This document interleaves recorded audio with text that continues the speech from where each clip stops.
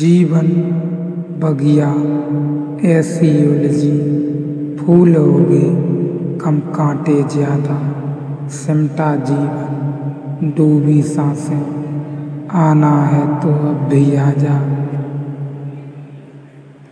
क्रोध मूर्खता से शुरू होता है और पश्चाताप पर समाप्त होता है। जब आप जीवन में कुछ सर्वश्रेष्ठ करते हैं तो आप वास्तव में उसे छोड़ना नहीं चाहते। सत्य की नग्नता को छिपाने के लिए आशा प्रकृति का पर्दा है। लोगों के बारे में कम उत्सुक और अपने विचारों के बारे में ज़्यादा उत्सुक रहो।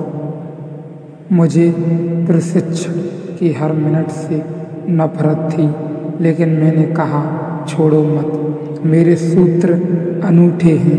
मैं तुमसे कहता हूँ, जब तुम्हारा मन बड़ा सुखी मालूम पड़े, कोई मित्र घर आया है, बहुत दिनों बाद मिले हैं, गले लगे हैं, गपशप हुई है, मन ताज़ा है, हल्का है, खूब प्रसन्न हो तुम, इस मौके को छोड़ना मत। बैठ जाना एकांत में। इस घड़ी का सुख का सूरज रहा है, परमात्मा बहुत करीब होता है। सुख का अर्थ है जब तुम्हारे अपने अनजाने परमात्मा करीब होता है। चाहे जानो पहचानो जानो, सुख जब तुम्हारे भीतर बजता है तो इसका अर्थ हुआ कि परमात्मा तुम्हारे करीब आ गया है। तुम किसी अनजाने मार्ग से घूमते घूमते परमात्मा के पास पहुंच गए हो। मंदिर करीब है, इसीलिए सुख बज रहा है। इसी घड़ी को चूकना मत। इस घड़ी में तो जल्दी से खोजना, कहीं किनारे पर ही बस हाथ बढ़ा के देखना, मंदिर का द्वार मिल जाएगा। लेकिन लोग दुख में याद करते हैं, सुख में भूल जाते हैं। दुख में तुम मंदिर से बहुत दूर पड़ गए हो, मंदिर से तुम्हारी अनंत दूरी है। दुख में तो भरोसा ही नहीं आता कि ईश्वर हो भी सकता है। दुख में कहाँ भरोसा आ सकता है। दुख में तो ऐसा लगता है इस संसार में कोई नहीं है। दुख में तो ऐसा लगता है कि कोई शैतान ही संसार को चला रहा है, कोई दुष्ट ही चला रहा है। दुख में तो ऐसा लगता है कि समाप्त कर लो अपने आप को। न कोई कृतज्ञता, न कोई धन्यवाद का भाव उठता है।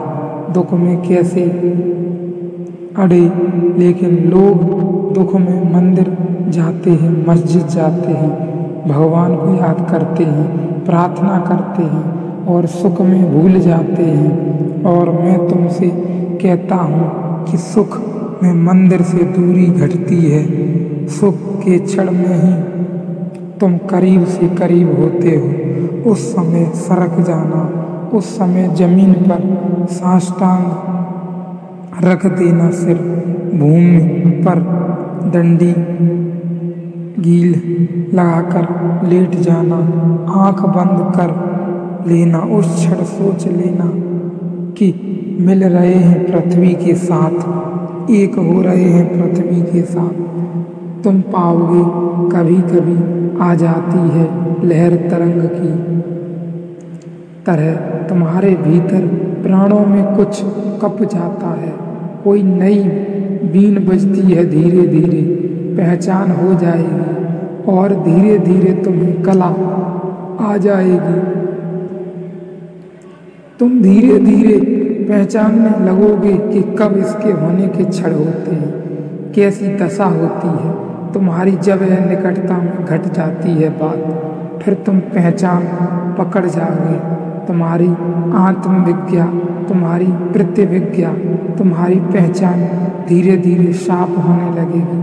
पहले तो अंधेरे में टटोलने जैसा है, मगर ध्यान घटता है और कभी कभी तो उन लोगों को भी घटता है जिन्होंने ध्यान के संबंध में कुछ सोचा ही नहीं।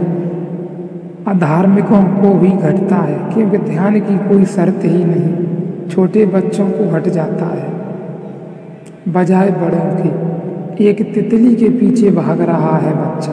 सुबह का सूरज निकला है, तितली ही सब हो गई है, उसे याद ही नहीं रहती खुद भी तितली जैसा उड़ा जा रहा है। उस घड़ी ध्यान की झलक मिल जाती है, उस घड़ी को मत छोड़ना तुम और टटोलना, शायद परमात्मा कहीं आसपास ही है।